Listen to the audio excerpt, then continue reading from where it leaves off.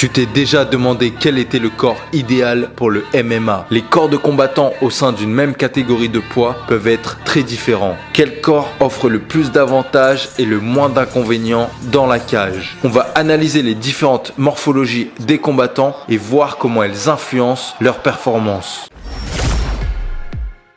Le premier type de corps qu'on retrouve dans le MMA, c'est les lutteurs. Les lutteurs sont en général très musclés, bien trapus, explosifs, mais aussi très endurants parce qu'on le sait, la lutte, c'est un des sports les plus éprouvants physiquement. Les lutteurs ont une condition physique de folie qui leur permet de répéter des efforts intenses encore et encore. Leur endurance de force, c'est-à-dire leur capacité à répéter des efforts très intenses, est complètement dingue. Ils ont également une force de préhension, c'est-à-dire un grip très puissant. Les lutteurs ont souvent des trapèzes énormes, des muscles denses et une grande puissance au niveau du tronc et des jambes.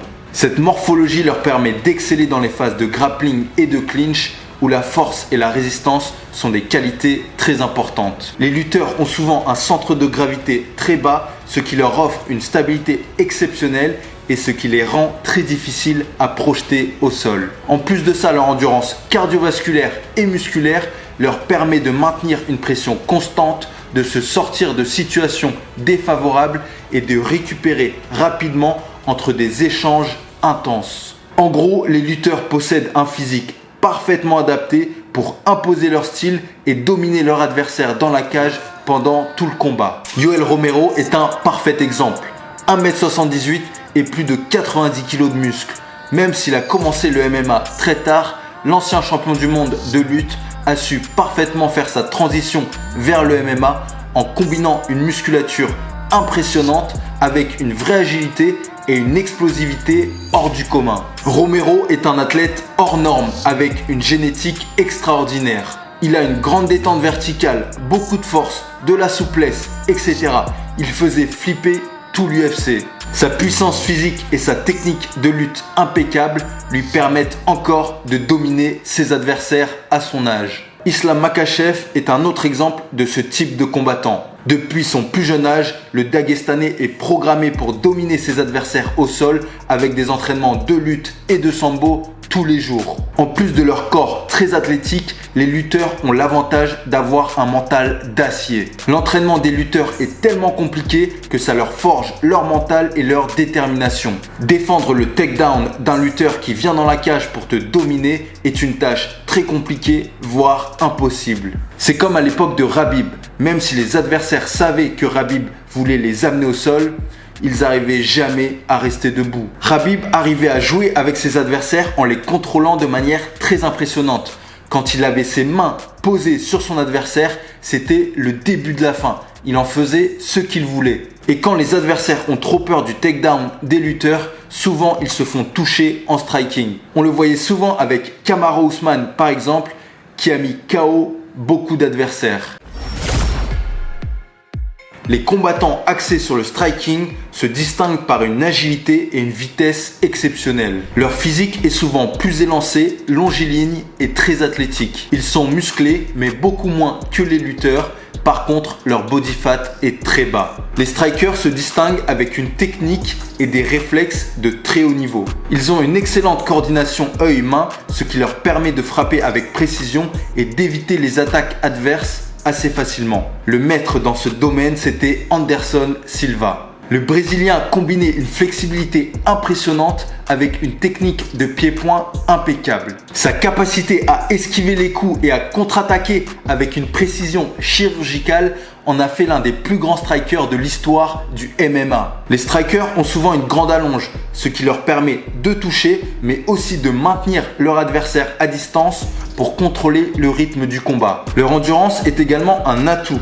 En étant moins volumineux musculairement que les lutteurs, les strikers dépensent moins d'énergie et ont des mouvements plus efficients et plus explosifs. Les jambes des strikers sont développées mais pas trop lourdes pour des coups de pied puissants et rapides. Le but est de vraiment toucher sans se faire toucher. Conor McGregor, avec son timing parfait et sa puissance de frappe, illustre ce type de combattant. Sa capacité à lire les mouvements de ses adversaires et à exploiter les moindres ouvertures lui a permis de remporter plein de combats par KO. Un autre exemple emblématique plus récent, c'est Israel Adesanya. Sa stature élancée et ses réflexes ultra rapides lui permettent de dominer ses adversaires en striking. Il utilise son avantage au niveau de la taille et de la longe, son expérience au glory et ses mouvements fluides pour vraiment garder ses adversaires à distance et les punir avec des coups précis et variés. Adesanya, comme de nombreux strikers, est aussi très bon dans l'utilisation de feintes et de mouvements de tête pour déstabiliser ses adversaires. Au niveau mental, la confiance des strikers en leur capacité à infliger des dégâts avec leurs poings, leurs pieds, leurs coudes, leurs genoux, etc. leur donne vraiment un avantage psychologique. On l'a bien vu avec Sean O'Malley contre Sterling. O'Malley était très confiant. Malgré leur physique très athlétique, l'un des défis pour les strikers est de défendre efficacement les takedowns et bien se positionner sur les phases de grappling. C'est pour cette raison que les strikers doivent beaucoup s'entraîner en lutte et en jiu-jitsu brésilien pour devenir des combattants plus complets, même si leur but c'est de rester debout le plus possible car c'est là qu'ils sont le plus dangereux.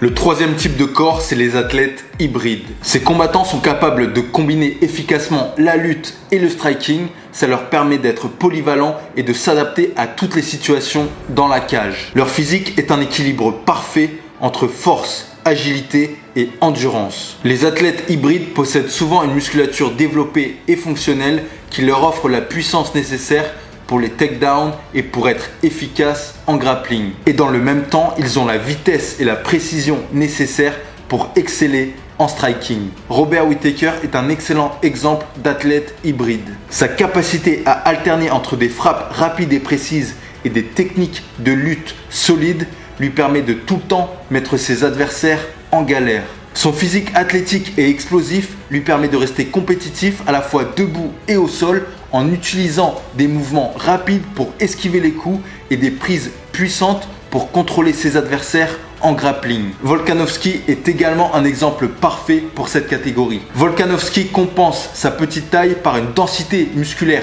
impressionnante et une condition physique exceptionnelle. Il a commencé par le rugby, donc il a développé des compétences athlétiques qui lui servent en MMA. Volkanovski combine des frappes rapides, lourdes et précises avec une lutte dynamique et il est capable de passer rapidement du striking au grappling car les athlètes hybrides sont très rapides mais aussi très puissants. Sa capacité à enchaîner les takedowns et à revenir rapidement en position debout prouve sa polyvalence et son endurance incroyable. Ces athlètes hybrides ont la chance de pouvoir adapter leur stratégie en fonction des faiblesses de leurs adversaires, en choisissant de rester debout pour dominer en striking ou d'amener le combat au sol pour utiliser leur grappling. Cette capacité qu'ils ont à maîtriser toutes les facettes du combat leur apporte vraiment une assurance qui leur permet de rester calme sous pression et de prendre des décisions stratégiques en temps réel. Les athlètes hybrides comme Robert Whittaker, Volkanovski ou même GSP représentent l'évolution ultime des combattants de MMA. Georges St-Pierre est à la base reconnu pour son karaté, mais il est devenu très rapidement un combattant complet en dominant aussi bien en striking qu'en grappling. En excellant à la fois en lutte et en striking et en ayant une condition physique et un mental exceptionnel, les athlètes hybrides sont un vrai cauchemar pour leur adversaire. En gros, c'est le genre de combattant qui a le même corps que ton collègue de boulot qui n'a jamais fait de sport de sa vie. Ces combattants comme Tai Tuivasa, Chris Barnett ou Daniel Cormier se distinguent par leur masse et leur puissance brute malgré une apparence qui peut sembler pas très athlétique. Leur force physique hors norme et leur capacité à utiliser leur poids à leur avantage en font des adversaires redoutables, capables de dominer leur opposant avec une pression constante et des techniques de grappling efficaces. Chris Barnett, avec sa surcharge pondérale, incarne parfaitement ce type de combattant. Bien que son apparence puisse surprendre, sa mobilité et son explosivité sont vraiment impressionnantes. Normalement, les mecs avec du gras comme ça sont beaucoup moins rapides. Barnett, lui, a une capacité pour se déplacer rapidement grâce à son passé en taekwondo et ça le rend imprévisible et dangereux dans la cage. Daniel Cormier, lui aussi, ne correspond pas aux standards typiques des athlètes sculptés de MMA. Pourtant, c'est l'un des meilleurs combattants de l'histoire de ce sport. Sa carrière exceptionnelle est en grande partie due à sa capacité à maximiser son physique robuste. Cormier utilisait son centre de gravité bas et sa force colossale pour exceller dans son domaine de prédilection, la lutte. Il était aussi capable de délivrer des coups puissants en striking. Sa technique de lutte au-dessus de la norme et son expérience en tant qu'athlète olympique lui permettaient de contrôler le rythme des combats et de dominer ses adversaires. Le point faible des combattants avec ce type de corps est souvent leur déficit de vitesse et d'endurance, mais ils peuvent se servir de leur poids pour étouffer leur adversaire avec des positions dominantes au sol ou contre la cage. Le corps idéal en MMA dépend vraiment du style de combat. Pour toi, dans le futur, quel type de corps va être le plus représenté dans les champions de l'UFC ?